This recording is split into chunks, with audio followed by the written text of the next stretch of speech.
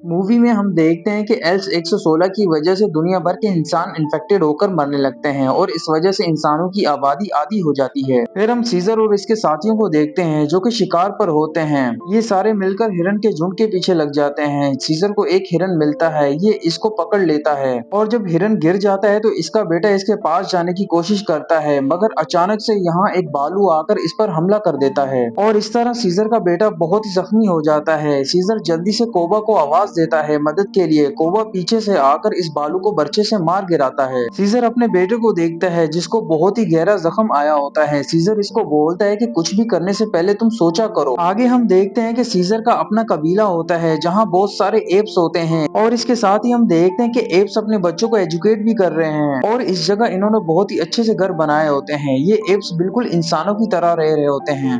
Scissor यहाँ का सरदार होता है। सीजर की बीवी को दूसरा बच्चा होता है जिसको सीजर देखने के लिए आता है। ये अपने बेटे को बोलता है कि इधर आओ, अपने भाई से मिलो।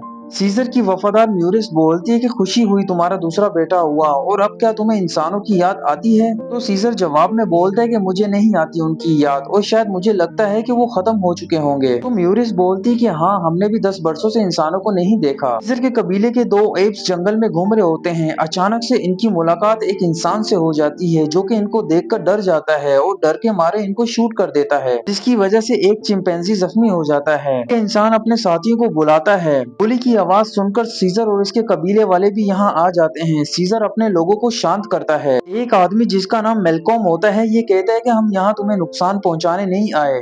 तो सीजर के कबीले वाले को शूट करने वाला बोलता है कि ये जानवर हैं, कोई इंसान नहीं है, तुम इनसे ऐसी बातें मत करो।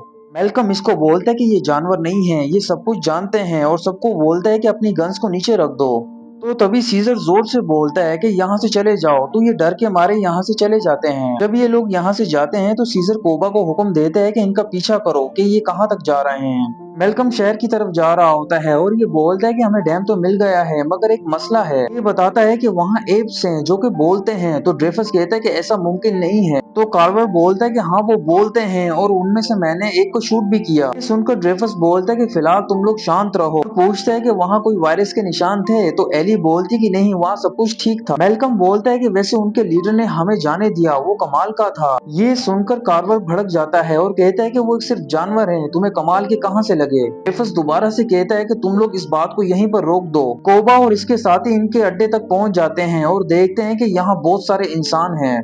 ये जल्दी से दोबारा कबीले में जाते हैं और बताते हैं कि वहाँ और भी इंसान हैं। कोबा कहता है कि हमें उन पर हमला कर देना चाहिए, उन्होंने हमारे साथी को शूट किया। तो सीजर सबको कहता है कि जंग से हमारा सब कुछ खत्म हो सकता है और मैं सुबह अपना फैसला सुनाऊंगा। कोबा दोबारा सीजर के पास जाकर बोलता है कि उन्होंने मुझे कैद में रखकर मुझ पर जुल्म किया और तुमने मुझे आजाद किया, मगर यहाँ हमें अपनी ताकत दिखानी होगी। तो सीजर बोलता है कि हाँ जरूर। सुबह सीजर और इसके साथी मेलकम वालों के पास आ जाते हैं। रेफस इनको देखकर बोलता है कि ये तो बहुत सारे हैं। मेलकम सीजर के पास जाता है तो सीजर इसको बोलता है कि हम जंग नहीं चाहते, मगर अगर जरूरत पड़ी तो हम जरूर लड़ेंगे और दोबारा से जंगल में मत आना।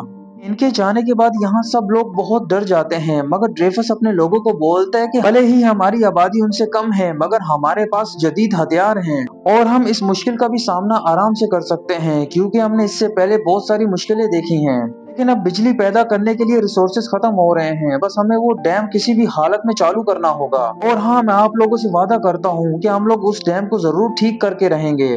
ड्रेफस मेलकम को बोलता है कि हमारे पास 2 हफ्ते का ईंधन बचा है और हमें किसी भी हालत में बिजली हासिल करनी होगी ताकि हम दूसरे इंसानों से कांटेक्ट कर पाएं। मेलकम इसको बोलता है कि मुझे बस तुम 3 दिन दो, मैं उनसे बात करूंगा, वो एप्स आम एप्स नहीं हैं। ड्रेफस बोलता है कि ठीक है, मगर तुम 3 दिन बाद ना आए तो हम उन पर वहां पर आकर हमला कर देंगे और सबको खत्म भी कर देंगे। मेलकम अपनी गन को लोड करने लगता है तो एली इसको कह दी कि तुम कार्वर के साथ जा रहे हो, उसने उनके साथी को गोली मारी थी ना। मेलकम बोलता है कि मेरी मजबूरी है, क्योंकि वो ही वाहिद है जो कि डैम के बारे में सबसे ज्यादा जानता है और तुम मुझे पागल समझती हो ना। तो ये बोलती कि नहीं, मुझे बस तुम्हारी फिक्र है। तो मेलकम बोलता है कि मैं शांति बनाने की कोशिश कर रहा हूँ और अगर ऐसा ना हुआ तो यहाँ पर जंग शुरू हो जाएगी। फिर एली बोलती है कि मैं भी तुम्हारे साथ आऊंगी। इसका बेटा भी यहाँ आकर बोलता है कि मैं भी आपके साथ चलूंगा। ये सब इसी जंगल में आ जाते हैं। एक जगह पर आकर मेलकम अपनी गाड़ी को रोककर बोलता है कि अगर मैं 2 घंटे में नहीं आया तुम लोग वापस चले जाना।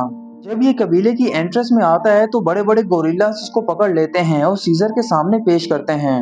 मेलकम इसको बोलता है कि मुझे मालूम है तुमने मुझे मना किया था यहाँ आने से, मगर मैं तुम्हें कुछ दिखाना चाहता हूँ। तो कोबा बोलता है कि इंसान झूठा है। तो मेलकम बोलता है कि नहीं, मैं सच बोल रहा हूँ, मैं सच में तुम्हें कुछ दिखाना चाहता हूँ। तो सीजर इसकी बात को मान लेता है। ये सीजर को डैम के पास ले आता है और कहता है कि ये आखिरी हमारा सहारा बचा है, क्योंकि हमने अपनी सारी रिसोर्सेज को खत्म कर दिया है एनर्जी बनाने में। और जो मैंने तुम्हें कहा वो तुम्हें समझ आया ना? तो ये कहता है कि हाँ, तुम बिजली की बात कर रहे हो।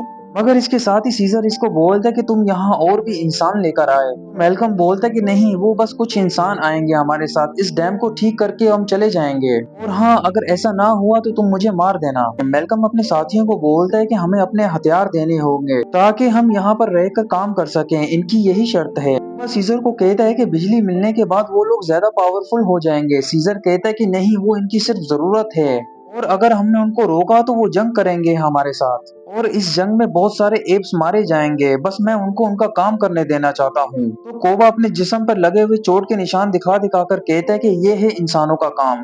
कि ये हरकत देखकर सीजर को बहुत ही गुस्सा आ जाता है। तो कोबा इससे जल्दी से माफी मांग लेता है। फिर सीजर का बेटा बोलता है कि कोबा कहता है कि हमें इंसानों से नफरत करनी चाहिए। सीजर इसको बोलता है कि कोबा ने सिर्फ इंसानों से नफरत करना सीखा है। रात के टाइम मेलकम का साथी कहता है कि हम में से किसी को आज रात रखवाली करनी होगी। तो फोस्टर बोलते कि हम कैसे रखवाली कर सकते हैं, वो हमारे सारे हथियार ले चुके हैं।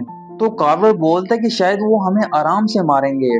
मगर एली इसको बोलती है कि ऐसा कुछ नहीं है। तो दोबारा से कार्वर बोलता है कि वैसे वो हमारी आधी दुनिया को खत्म कर चुके हैं। इसके जवाब में एली बोलती है कि ऐसा कुछ भी नहीं है। कार्वर बोलता है कि वो 116 की दवाई इनकी वजह से ही फैली थी। तो एली कहती है कि उस दवाई को बनाने वाले भी इंसान थे, इंसानों ने ही एप्स पर उस दवाई का टेस्ट किया था।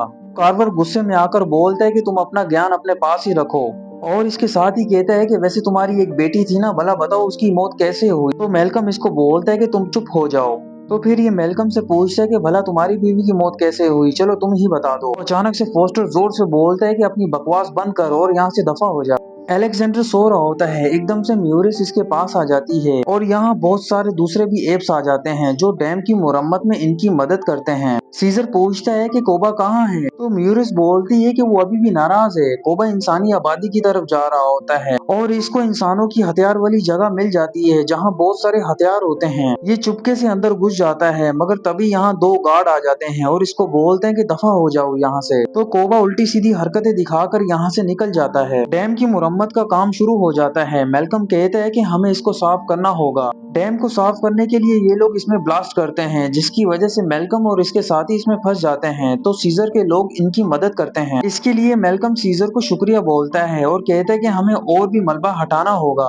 अचानक से सीजर का छोटा बेटा घोड़े से उतरकर एली के पास आ जाता है और फिर ये कार्वर के सामान के पास जाता है। तो कार्वर सीजर के बेटे पर जोर से चिल्लाता है, जिस पर सीजर का बड़ा बेटा भड़क जाता है और इसको जोर से मुक्का मारता है। इसके बदले में कार्वर इस पर गन रख देता है। तो सीजर बीच में आकर इससे गन छीन लेता है और इसका काम तमाम करने लगता है। अगर मेलकम इसको रोक लेता है तो ये बोलता है कि मैंने मना किया था हथियार के लिए, और सीजर गन को पानी में फेंक कर कहता है कि तुम लोग यहाँ से चले जाओ। सीजर जब कबीले में आता है तो इसको मालूम पड़ता है कि इसकी बीवी की तबीयत बहुत ही खराब हो गई है। तभी पीछे से सीजर के साथी मेलकम और एली को पकड़कर ले आते हैं। मेलकम इसको बोलता है कि मुझे माफ कर दो, मुझे नहीं पता था कि उसके पास एक गन है। तो एली इसको बोलती है कि तुम्हारी बीवी कब से ऐसी है, ये तो बहुत ही बीमार लगती है, और हाँ, इसकी बीमारी के लिए मेरे पास दवाई है। सीजर बोलता है कि तुम पर भरोसा नहीं है। तो मेलकम बोलता है कि सब इंसान एक जैसे नहीं होते। ये सुनकर सीजर एली को अपनी बीवी का इलाज करने देता है। इसके साथ ही सीजर कहता है कि तुम्हारे पास बस एक दिन है और इसमें तुम्हारी हम मदद करेंगे। अभी हम देखते हैं कि फोस्टर क्रेवर को पकड़कर गाड़ी में ले आता है और बोलता है कि यहीं पर बैठ कमीने, अगर तू यहाँ से निकला तो मैं तुझे मार दूंगा। सीजर और इसके लोग मेलकम वालों की मदद कर रहे होते हैं डैम की मुरम्मत में। तभी यहाँ कोबा आ जाता है और जोर से सीजर को कहता है कि इंसानों ने हमारे लोगों पर हमला किया और तुम सारे एप्स को खतरे में डाल रहे हो। तुम्हें इंसानों से प्यार है, एप्स से नहीं। ये सुनकर सीजर का दिमाग बहुत ही ज्यादा खराब हो जाता है। ये इससे हाथापाई शुरू कर देता है। इस तरह दोनों में बहुत ही घमासान लड़ाई शुरू हो जाती है, मगर सीजर इस पर भारी पड़ता है और ये कोबा को बहुत ही ज्यादा मारता है। सीजर कोबा का गला दबाने लगता है, मगर ये एकदम से रुक जाता है। ये बोलता है कि एक एप दूसरे एप को नहीं मारता। कोबा की हालत बहुत ही बुरी हो जाती है, मगर ये उठकर सीजर से माफी मांगकर चले जाता है। कोबा को इसका साथी बोलता है कि तुमने सीजर को वो गन्स वाली बात क्यों नहीं बताई। कोबा इसको बोलता है कि तुम भी ये बात नहीं बताना। फिर कोबा सीजर के बेटे को भड़काने लगता है। अगले दिन कोबा दोबारा वही हथियार वाली जगह पर जाता है। वही दोनों गार्ड्स इसको देखकर डर जाते हैं, मगर कोबा इनको एंटरटेन करने लगता है। ये देखकर दोनों गार्ड रिलैक्स हो जाते हैं, मगर कोबा इनसे गन लेकर दोनों को बारी बारी से शूट कर देता है।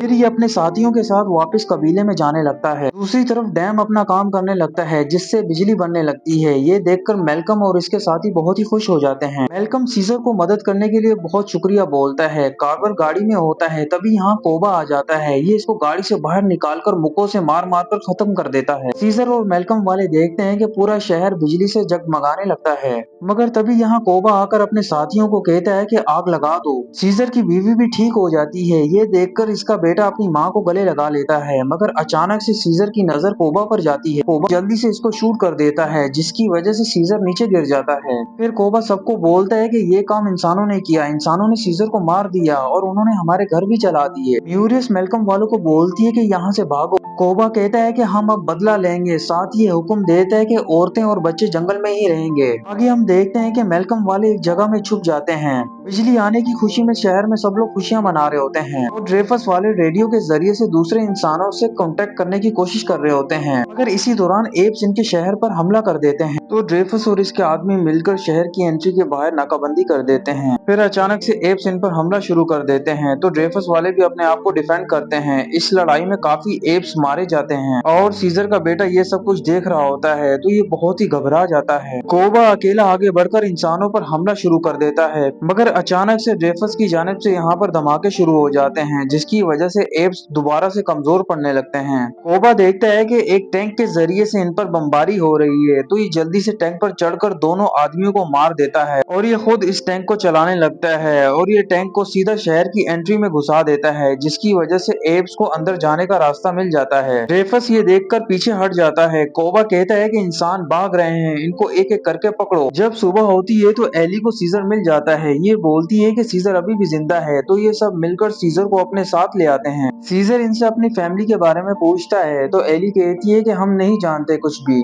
और फिलहाल तुम बस आराम करो। कोबा और इसके साथी इंसानों को पकड़ने लगते हैं। कोबा एक आदमी को पकड़ लेता है और अपने साथी ऐश को बोलता है कि इंसानों से बदला लेने का वक्त आ गया है, तुम इस इंसान को गिराकर मार दो। मगर ऐश कहता है कि नहीं, सीजर अगर होता तो ऐसा नहीं करता। ये सुनकर कोबा बुखला सा जाता है और ये अपने साथी को ऊंचाई से नीचे गिरा देता है और ये दूसरे एप्स को कहता है कि सीजर मर गया और अब से मैं सरदार हूँ। मेलकम वाले सीजर को सेफ जगह लेकर जा रहे होते हैं, तो सीजर कहता है कि इस घर के पास रोको, जो कि विल का घर होता है।